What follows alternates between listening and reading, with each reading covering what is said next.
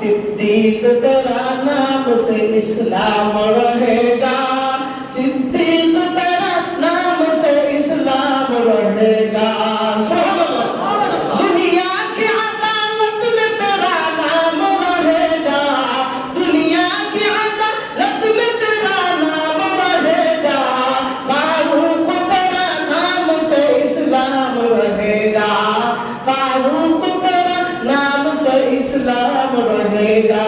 सुभानाल्लाह। দুনিয়াতে আবু বকর ছিল সত্যবাদী, এই জন্য আজীবন ইসলামের মধ্যে আবু বকর নাম সত্যবাদী হিসেবে থাকবে, দুনিয়াতেও থাকবে, আখিরাতেও থাকবে, জান্নাতেও থাকবে, আবাদুল আবাদি থেকে যাবে। সুবহানাল্লাহ। আবাদুল আবাদি থেকে থাকবে। দুনিয়াতে ছিল ওমর, ছিল ন্যায়পরায়ণ, অন্যায় সহ্য করতে পারতো না। এই জন্য শায়ের বলে দুনিয়া में अदालत में तेरा नाम रहेगा, फारूक तेरा नाम से इस्लाम रहेगा, फारूक तेरा नाम से इस्लाम रहेगा। ए फारूक आजम, তোমার সামনে কখনো অন্যায় তুমি বরদাস্ত করতে পারতা না, এই জন্য তোমার আদালত, তোমার ন্যায়পরায়ণ বিচারটা আল্লাহর দরবারে এমন পছন্দনীয় হয়ে গেছে। দুনিয়া নয়, দুনিয়ার আদালতও তো থাকবে, আল্লাহর আদালতের মধ্যে ফারুক আজমকে ন্যায় বিচারক বাদশা হিসেবে আল্লাহ তাআলা লিপিবদ্ধ করে রেখেছে। সুবহানাল্লাহ। দুনিয়া কি শুজাআত মে তেরা নাম रहेगा, দুনিয়া কি শুজাআত মে তেরা নাম रहेगा, উসমান তেরা নাম সে ইসলাম रहेगा, উসমান তেরা নাম সে ইসলাম रहेगा। উসমান ছিল সবচেয়ে বড় ধনী, সাহাবায়ে কেরাম ছিল তাদের মধ্যে সবচেয়ে বড় ধনী ছিল। কেমন ধনী হলো, কেমন তোমার মানুষ হলো, আল্লাহ রাসূলের সংস্পর্শ থাকার কারণে আল্লাহ দপ্তরে তাদের নাম এক একটা গুণ হিসেবে লেখা হয়ে গেছে। সুবহানাল্লাহ। তাহলে ভালো মানুষের সঙ্গে হইলে লাভ আছে না নাই? আরো জোরে বলেন। কোন বান্দা যদি কোন আল্লাহ ওলির দরবারে যদি তার জিন্দেগিটা কাটায় দেয়, আল্লাহর ওলি তাকে বিভিন্ন সবকের দ্বারা, তাকে আমলের দ্বারা, আখলাকের দ্বারা তাকে সবক বাতায় দেয়। এই সবক অনুযায়ী তুমি চলতে থাকো, আমার দরবারে তুমি হাঁটাচলা করো, আসা যাওয়া করো, তুমি এই দরবারের মধ্যে থাকিয়া তুমি তোমার আমলকে তুমি সংশোধন করো। কারণ আল্লাহর ওলিরা যারা আছে তারা হলো আধ্যাত্মিক রোগের ডাক্তার, কলবের ডাক্তার, নফসের ডাক্তার। তোমাকে কিভাবে কলব থেকে ময়লা নামক এই দুর্গন্ধ দূর করিয়া আতর নামক জান্নাতি খুশবু তোমার অন্তরের দিলের ভিতরে ঢুকায় দেওয়া যায়, এই চিন্তাধারা আল্লাহর ওলিদের আছে। সুবহানাল্লাহ। এই জন্য ভালো মানুষের সংস্পর্শে থাকা, এক আল্লাহর ওলির দরবারে এক তার মুরিদ সবসময় তার দরবারের মধ্যে থাকে, হাঁটাচলা করে, খানকার মধ্যে সবসময় বিশ্বের আশেপাশে থাকে, থাকার কারণে সে আমল বাতাইতেছে, আমল বাতায়, সে আমল অনুযায়ী আমল করতেছে, সে তাসাউফ তাজকিয়া যা কিছু আছে তার আত্মশুদ্ধির খাতারে, আত্মশুদ্ধির ক্ষেত্রে সব সময় সে চালায় যাইতেছে তার জীবনটা পরিবর্তন করার ক্ষেত্রে। একদিন ওই মুরিদ বলতেছে, আমি এতদিন ধরে আল্লাহর ওলির দরবারে আছি, অথচ আল্লাহর ওলি আমাকে খেলাফত দেন না, তার মানে কি আমি এখনো পরিশুদ্ধ হয়ে নাই? আল্লাহর ওলি যা কিছু বলেন আমি তো তাই পালন করি, যে আমলগুলো বলছেন তাই আমি পালন করি, কিন্তু কেন আমাকে খেলাফত দেন না? কারণ আমি বুঝতে পারি না। এই কথাটা অন্য আরেকজন তার ভাইয়ের কাছে, সাথী ভাইয়ের কাছে বলছে। ওই সাথী ভাই গিয়া আল্লাহর ওলির দরবারে গিয়ে বলে, আল্লাহর ওলি, এই ভাইটা বলতেছে আপনার দরবারে এতদিন যাবত থাকে, আপনি তো ভালো মানুষ, আপনি সবক বাতায় দিয়েছেন, সবক অনুযায়ী চলতেছে, কিন্তু তাকে কেন খেলাফত দেন না এটা সে জানতে চায়। আল্লাহর ওলি বলেন, ওই লোককে তাকে আমার দরবারে নিয়ে আসো। ওই লোককে যখন ডাইকা আনলেন, আইনা বলতেছে, আরে ভাই তুমি কি খেলাফত চাও? বলে হ্যাঁ আমি খেলাফত চাই। বলে খেলাফত যদি চাইতে চাও তাহলে তুমি বলো তো এই কথা বলো কেন বললা? ঠিকই তো, এতদিন যাবত ধরে আপনার কথা মেনে চলে আপনি আমাকে এখনো খেলাফত দেন না, তার মানে কি এখনো কি আমার অন্তর পরিশুদ্ধ হয় নাই? আল্লাহর ওলি বলেন, তোমার ভিতরে অহংকারের একটা ভাব আছে, এটা এখনো যায় নাই। তুমি এক কাজ করো, আমার কথা তো মানো, তো তোমাকে আমি বলতেছি যাও, বাহিরে যাও। তুমি বাহিরে গিয়া এমন একটা খারাপ জিনিস তুমি আমার কাছে নিয়ে আসো যেটা তুমি বান্দার চাইতে আরো বেশি খারাপ। সুবহানাল্লাহ। এমন একটা জিনিস তুমি আমার কাছে নিয়ে আসো যেই জিনিসটা তুমি বান্দার চাই, অর্থাৎ তোমার আমলের থেকে আরো বেশি খারাপ, আরো বাদ জিনিস, এমন একটা জিনিস আমার দরবারে নিয়ে আসো যদি আনতে পারো তাহলে তোমাকে আমি খেলাফত দেব। সুবহানাল্লাহ বলেন। দৌড় দিয়ে এখান থেকে বের হয়ে গেছে।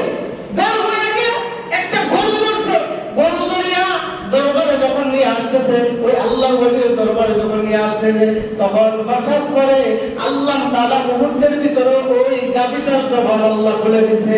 সুবহানাল্লাহ। জবানটা যখন খুলে দিয়েছে, এবার গাভী ডাক দিয়ে বলতেছে, তুমি আমাকে কোথায় নিয়ে যাইতেছো? আমি আল্লাহর ওলির দরবারে নিয়ে যাইতেছি। কেন আমাকে নিয়ে যাইতেছো? তুমি হইলে আমার চেয়ে বেশি খারাপ। কেমনে, কোন দিক দিয়ে খারাপ? আমি হলাম মুসলমান, আমি হলাম নবীর উম্মত, আমি সব সময় নামাজ পড়ি, সব সময় জিকির আজকার করি।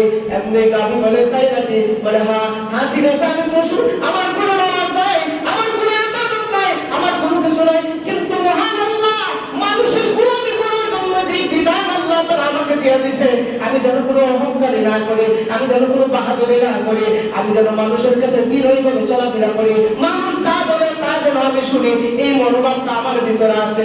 আমি আল্লাহর হুকুম অনুযায়ী চলতেছে। বলো তো তোমার ভিতরে এই অহংকারী ভাব আছে না নাই? আমাকে জানায় যাও। সুবহানাল্লাহ। আরে এতে আমার দোষ ধরে বলাইছে, অহংকারী ভাব তো আমার ভিতরে আছে, আল্লাহ ওলি বলছে। এখন তো আমরা পুরো দেখা যায় আমার ওয়াজ করে। সুবহানাল্লাহ বলেন।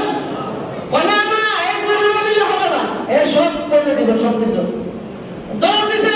এখন গরুকে নিলে হবে না, এর সাথে আরো নির্দিষ্ট যেটা আছে ওইটাকে নিতে হবে। তাহলে কি দেওয়া যায়? একটা কুকুরের বাচ্চাকে বা একটা কুকুরকে ধরে নেওয়া দরকার, কারণ কুকুর হইল সবচেয়ে বেশি নাফাক। সুবহানাল্লাহ।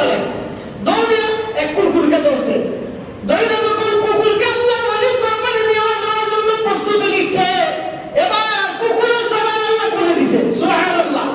কুকুর চিৎকার করে বলতেছে, তুমি আমাকে কোথায় নিয়ে যাইতেছো? আল্লাহর ওলির দরবারে। কিসের জন্য? তোমাকে নিয়ে যাইতেছি, তুমি সবচেয়ে বেশি খারাপ, আমার চাইতে বেশি খারাপ, এই জন্য তোমাকে নিয়ে যাইতেছি। আবার কুকুর বলতেছে, শুনো, আমি যে তোমার চাইতে বেশি খারাপ, কোন দিক দিয়ে খারাপ আমাকে বলো। কোন দিক দিয়ে খারাপ? মানে তোমার যে লালা আছে, জিহ্বার যে লালা আছে, এইটা যদি কোনো পাত্রের মধ্যে বা কোনো কিছুর মধ্যে লেগে যায়, তাহলে 7 বার বিসমিল্লাহ বলে না বললে পবিত্র হয় না। ঠিক না বেঠিক? আল্লাহ বলেন। কুকুরে যদি কোনো কিছুর মধ্যে মুখ দেয়, 7 বার বিসমিল্লাহ করে দোয়া লাগেনি? লাগে। দোয়া লাগে। দেখো আমার লালা আছে, আমার লালা যদি কারো শরীরের মধ্যে লাগে তাহলে দোয়া লাগে না, কারণ আমি শ্রেষ্ঠ জাতি, আমি মানুষ, তাই লাগে। বলে হ্যাঁ। বলে তোমার অন্তরের মধ্যে, কুকুর বলতেছে, শুধু তাই নয়, আমার অন্তরের মধ্যে কোনো ধরনের হিংসা, অহংকারের তাকাব্বুরি নাই। সুবহানাল্লাহ। তখন বলতেছে, শুনো, আমার জিহ্বার মধ্যে যে লালা আছে, এই লালাটা বিসমিল্লাহ করে 7 বার ধুইলে পরিষ্কার হয়ে যায়, কিন্তু তোমার অন্তরের ভিতরে যে গুনাহের ময়লা আছে, 7 সমুদ্র 13 নদীর পানি দিয়ে যদি বড় পবিত্র হইবে কি হইব না? সুবহানাল্লাহ বলেন না? আচ্ছা বলেন তো, আমাদের ভিতরে যে গুনাহের ময়লা আছে, এই গুনাহের ময়লা বাংলাদেশের যত উত্তম পর্যায়ে পানি আছে, একটা যদি দই, কেউ বলতে পারবে যে আমাদের গুনাহের ময়লা পরিষ্কার হয়েছে? বলতে পারবে? আর সব বলা কুকুর দিয়ে আমার চেয়ে আরো অনেক ভালো, তাহলে তো এটাকে নেওয়া যাবে না, ছেড়ে দিছে। এখন কি করা দরকার? এখন যদি নেওয়া যাইতে পারে, এর চেয়ে সবচেয়ে বড় খারাপ হলো মনে হয় টাঙ্কির ময়লা। এই ময়লা যদি নেওয়া যায় তাহলে তো অবশ্যই একটা দাঁড় করানো আছে, কারণ এটা দুর্গন্ধযুক্ত, আর আমার শরীরে তার দুর্গন্ধ নাই। এখন হয় তাই নাকি? এখন তার নফসের তালা খুলে গেছে। সুবহানাল্লাহ বলেন। তখন নিজে প্রশ্ন করে, তুমি পায়খানা নিয়ে যাইবা, তুমি ময়লা নিয়ে যাইবা, ও ভাই তোমার ভিতরে তুই ময়লা আছে। সুবহানাল্লাহ বলেন না? তোমার ভিতরে তো ময়লা আছে। আরে ময়লাটা তো এটা এমনি হয় নাই, তোমাকে সুস্থ রাখতে গিয়া আল্লাহ বিভিন্ন ধরনের হালাল পর্যায়ে খাবার খাওয়াইয়া ওইটাকে মজাইয়া তোমার শরীর সুস্থ রাখে, এটা তার আল্লাহর হুকুম অনুযায়ী, নিয়ম মুআফিক সে বের হইয়া নষ্ট হইয়া চলে যায়, তার তো কোনো গালতি নাই। কিন্তু দেখা যায় তুমি আল্লাহর হুকুম পালন করতে গিয়ে তুমি গালতি করো, কিন্তু সে কোনো গালতি করে না, তাহলে এইটার দোষ হবে কেন? সে আসে আর কি করবে? তখন দৌড়িয়ে গিয়া আল্লাহর ওলির কদমের মধ্যে বসে আছে। সুবহানাল্লাহ বলে। আল্লাহর ওলি বলতেছে, কি তোমাকে তো বাঁচাইলাম যে এমন একটা জিনিস খারাপ হয়ে আছে যে এটা তোমার চেয়ে খারাপ। আল্লাহর ওলি অনেক চেষ্টা করছি, দেখি আমি বান্দার মতো আর দুনিয়ার মধ্যে কোনো খারাপ জিনিসই নাই। সুবহানাল্লাহ বলে। যাও আজকে তোমার কাছ থেকে খেলাফত দিয়ে তোমাকে খেলাফত দিয়ে দিলাম, কারণ আজকে গিয়ে তোমার বুঝে আসছে দেওয়া এত সহজ নয়, আর তোমাকে যে আমল বাতায় দিছে এই আমলগুলা অর্জন করা এত সহজ নয়। সুবহানাল্লাহ। শুধু তাই নয়, তুমি সাধারণ একজন মানুষ হয়ে আসছিলা, আজকে তোমাকে আমি খেলাফত দিয়ে দিলাম, আজকে তুমি স্বর্ণের মানুষ হিসেবে হয়ে গেছো। সুবহানাল্লাহ। এই জন্য ভালো মানুষের সংস্পর্শ যদি থাকে, ভালো মানুষের সংস্পর্শে থাকলে লাভ আছে না নাই? দুনিয়াও তো লাভ, আখিরাতেও লাভ। দুনিয়াতেও লাভ, আখিরাতেও লাভ। ছোট্ট করে একটা ঘটনা বলি। মালিক ইবনে দিনার রাহমাতুল্লাহি আলাইহি অনেক বড় জগৎ বিখ্যাত আল্লাহ বলেছিলেন। উনি রাস্তা দিয়ে হাঁটতেছেন, ওনার এক সাথে ওনার এক মুরিদ, ওনার খাদেম চলাফেরা করতেছে ওনার সাথে। ওনার নাম হলো জাফর ইবনে সুলাইমান। তো ওনারা দুইজন রাস্তা দিয়ে হাঁটতেছে, হঠাৎ করে তাকায় দেখে এক বাড়ি নতুন একটা বিল্ডিং তুলতেছে, একতলা তুলছে। এমনি দেখে এই বিল্ডিং এর পাশে সুন্দর একজন টকটকে যুবক দাঁড়ানো। দৌড়ে গেলেন। মালিক ইবনে দিনার রাহমাতুল্লাহি আলাইহি ওই যুবকের কাছে যাওয়া মাত্রই এবার যুবক তো পাগল পাগল হয়ে গেছে। ও জগৎ বিখ্যাত কুতুবুল আলম আল্লাহর ওলি, আপনাকে তো বাড়িতে নিয়ে আসা এত সহজ হয় না, কিন্তু দেখা যায় আপনি এত সহজেই আমার বাড়িতে চলে আসছেন, এত সহজেই চলে আসছেন। কারণ কি? আসেন আমার ঘরের ভিতরে আসেন। ঘরের ভিতরে নিয়ে বসাইলেন। বসাইয়া বলতেছে, ও ভাই, তোমাকে একটা কথা বলতে আসছি। ও কি কথা বলেন? ওই যে ঘরটা তুলতেছে, ঘরটা কার? ওই ঘরটা তো আমারই। কয়তলা ফাউন্ডেশন? ও 2 তলা ফাউন্ডেশন। ইঞ্জিনিয়ার দিয়ে তুলতেছে। জি। এটা কতদিন টিকবে? ইঞ্জিনিয়ার বলছে কমসে কম 100 বছর টিকবে। কয় শত বছর? 100 বছর টিকবে। এবার বলতেছেন, আচ্ছা এটা তোমার মালিক, তুমি এই বিল্ডিং এর মালিক? হ্যাঁ। আচ্ছা বলেন তো, এইটার মেয়াদ দিছে সে 100 বছর। তুমি যে এই ঘরটা 100 বছরের বিল্ডিংটা বানাইলা, বলো তোমার কয়শো বছরের জিন্দেগি তোমার দুনিয়াতে আছে ভাইটা বলো তো? সুবহানাল্লাহ বলেন না? তুমি কয়শো বছর বাঁচবা? 1 সেকেন্ড তো বাঁচবো না। সুবহানাল্লাহ বলেন। 1 সেকেন্ড যদি না বাঁচো, তাহলে তোমাকে আমি এমন একটা ঘরের ব্যবস্থা করে দেব যেই ঘরের কোনো গ্যারান্টি নাই, যেই ঘরে ঢুকলে আর বাইরে হবে না। সুবহানাল্লাহ বলেন। তাহলে কিভাবে ব্যবস্থা করবে? ব্যবস্থা হলো তুমি যে দ্বিতীয় তলা উত্তোলন করবা, এই দ্বিতীয় তলা উত্তোলন করতে গিয়ে তোমার কত টাকা খরচ করতে পারে? এই এত টাকা খরচ করতে পারে। তাহলে আমি তোমাকে একটা আখিরাতের ব্যবস্থা করে দিই। তুমি আমাকে এই দ্বিতীয় তলা সমস্ত টাকাগুলো দিয়ে দিবা, আমি তোমার নামে আল্লাহর রাস্তায় দান করে দিব। সুবহানাল্লাহ বলবেন না? আল্লাহর রাস্তায় কি করে দেব? দান করে দিব। এখন বলেন, দ্বিতীয় তলা তুলবে, টাকা তো দেওয়া একটা হিমশিমের ব্যাপার না? ঠিক আছে, আমি সকালে আপনাকে জানাবো। তো মালিক ইবনে দিনার রাহমাতুল্লাহি আলাইহি উনি বাড়িতে চলে আসলেন। আসার পরে রাত্রেবেলা জানাজার মুসল্লায় বসে তাহাজ্জুদের সময় ওই আল্লাহর বান্দার জন্য দোয়া করতেছেন। সুবহানাল্লাহ। ডাক দিয়ে বলতেছে, হে আল্লাহ, আমি তোমার এক বান্দার কাছে গেছিলাম, সে দুনিয়ার জমিনে বিল্ডিং তৈরি করতেছে, অথচ বিল্ডিং তৈরি সে করে ঠিকই, কিন্তু তার কোনো গ্যারান্টি নাই। ও আল্লাহ, আমি তার কাছে গিয়ে কথা বলছি তাকে জান্নাতে বাড়ি বানিয়ে দেওয়ার জন্য। আমি তার কাছে কিছু অর্থ চাইছি, তুমি যদি তাকে হাতে দিয়ে দাও তাহলে এগুলো আমাকে দিয়ে দেবে, আমি তার রাস্তায় দান, তোমার রাস্তায় দান করে দেবো তার নামে। আল্লাহ, তুমি তাড়াতাড়ি দিয়ে দাও, জান্নাতের বাড়ি তার জন্য রেডি করে দে। সুবহানাল্লাহ। উনি দোয়া করে সকালবেলা গিয়ে ওই ব্যক্তির বাড়ি হাজির, আর সে ওইদিকে পরামর্শ করতেছে, দিব ঠিক আছে, তবে খাওয়া যখন এমনি দিব না। সুবহানাল্লাহ বলেন। কি দিব না? এমনি দিব না, তো সহজে টাকা দিব না। খাওয়া যখন দলিল মেয়ে দিব, এরপরে বাড়িটা তো আগে যাতে কোনটা। তো মালিক ইবনে দিনার উনার সামনে গেছে, গিয়া যখন বলতেছে যে তুমি কি ফয়সালা করলা? ঠিক আছে ইনশাআল্লাহ, আল্লাহ দিয়ে দিব ইনশাআল্লাহ, তবে এমনি দিব না, কিছু শর্ত আছে। কি শর্ত? শর্ত হলো আমাকে আপনি কাগজগুলো লিখে দিতে হবে। সুবহানাল্লাহ বলেন। মালিক ইবনে দিনার বলে, আরে ভাই, এই বাড়ি তো আমার না, এই বাড়ির মালিক আমি না, আমার জমি জমি হইলে না আমি একটু লিস্টে করে বা রেজিস্ট্রি করে দিয়ে দিতাম। এই জমির মালিক তো আমি না, মালিক একজন আছে। তিনি কে? জান্নাতের বাড়ির মালিক কে? আল্লাহ। কথাই নাকি? এরপর আমার লিখে দিয়ে দিয়েছিল। ঠিক আছে, একটা খাতা কলম আনা। খাতা কলম না, উনি লিখে দিয়ে দিলেন যে জান্নাতে এই জায়গার বাড়ি উনি দিয়া, সেটা টাকা নিয়ে উনি সন্ধ্যার ভিতরে সবকিছু আল্লাহর রাস্তায় দান করে দিয়েছেন। সুবহানাল্লাহ। দান করে দিয়া রাত্রেবেলা ঘুমাইছে, ঘুমানোর পরে আর দোয়া করতেছে, আল্লাহ তোমার বান্দারে তুমি জান্নাত দিয়া দিও। সে অনেক বড় আশা করেছে, আল্লাহ তার আশা অনুযায়ী দিয়া দিও, আমি তোমার কাছে হাওলা করে দিলাম। এই দোয়া করতেছে। দোয়া করিয়া ফজর নামাজ যখন সময় হয়েছে, আজান আজান দিছে, যখন মেহরাবের মধ্যে আসছে নামাজ পড়াইতে, হঠাৎ করে দেখে একটা কাগজের টুকরা। সুবহানাল্লাহ বলেন। মালিক ইবনে দিনার রাহমাতুল্লাহি আলাইহি বলেন, কাগজের টুকরাটা হাতের মধ্যে নিলাম, নিয়া এক পৃষ্ঠার মধ্যে যে আমি তাকে লিখে দিয়ে আসছিলাম জান্নাতের বাড়ি, তার জন্য লিপিবদ্ধ করা হয়ে গেছে। অপর পৃষ্ঠার মধ্যে কিছু লেখা আছে, যে লেখাগুলা দুনিয়ার কোন চর্মচক্ষু দ্বারা দেখা সম্ভব নয়। এটা আধ্যাত্মিক চক্ষু লাগে। আল্লাহর ওলিদের আধ্যাত্মিক চক্ষুগুলা তারা রূহানি চক্ষু দিয়ে, আধ্যাত্মিক চক্ষু দিয়ে দেখবেন যে জান্নাতে তার জন্য বাড়ি লেখা হয়ে গেছে। সুবহানাল্লাহ। এবার ওই কাগজের টুকরাটা কোনো কিছু করলেন না, না করিয়া উনি ফজরের সময় হাঁটে কিছুদিন পরে হঠাৎ করে শুনে ওই বাড়িতে, যেই বাড়ির থেকে টাকা আনছিলেন, ওই বাড়ির মধ্যে কান্নাকাটি। দৌড়ে গেছেন, গিয়া বলতেছে এই বাড়ির মধ্যে কান্নাকাটি কেন? এই বাড়ির যে মালিক, যে টকবগের যুবক ছিল, সে এই মুহূর্তে আল্লাহর ডাকে সাড়া দিয়ে গেছে। সুবহানাল্লাহ। অর্থাৎ মারা গেছে। তো উনি দৌড়ে গেলেন, হায় হায়, আমি তো বলছিলাম জান্নাতে তার জন্য বাড়ি, এই কথাটা তো তার কাছে বলা হলো না। আর এই কাগজের টুকরাটা এখানে কে এনে দিল, আমি তো বুঝতে পারি না। যদি তার কাছে জিজ্ঞাসা করি, তার কোনো আত্মীয়র কাছে জিজ্ঞাসা করি, হয়তো পাইতে পারি। দৌড়ে গেলেন, গিয়া বলেন, ভাই এই যে লোকটা মারা গেছে, এই লোকটাকে গোসল করাইছে কে? আমাকে একটু বলেন তো। গোসল করেছে কোন ব্যক্তি, যাকে আনছেন।